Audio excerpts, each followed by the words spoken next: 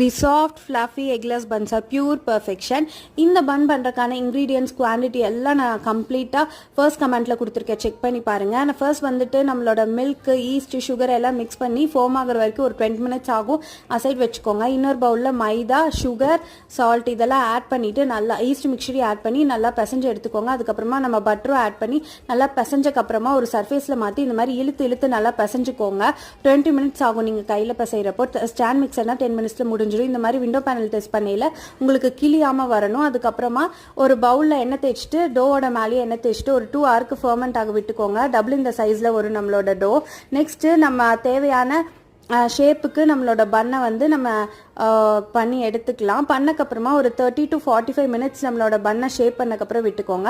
நான் வந்து 175 degree Celsiusல 10 minutes pre heat ஆன அவனில் பாட்டம் ரேக்கில் வந்துட்டு நான் ஒரு ட்ரேயில் ஐஸ் க்யூப்ஸ் ஒரு 15 போல் ஐஸ் க்யூப்ஸ் போட்டு